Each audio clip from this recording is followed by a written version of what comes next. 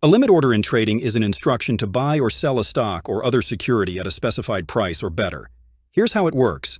A buy limit order is when you want to buy an asset, you set a maximum price, the limit price you're willing to pay. The order will be executed only when the asset reaches that price or lower. A sell limit order is when you're selling, you set a minimum price, the limit price, at which you're willing to sell. The order will be executed only when the asset reaches that price or higher. The limit order ensures execution at or better than the specified price.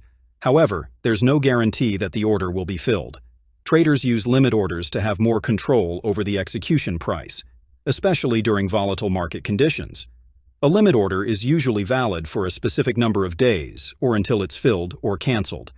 For example, if you believe Tesla's stock is overvalued at $750 per share, but would buy it if it falls below $650, you'd set a buy limit order at $650. The order will execute only if the price reaches or goes below that level.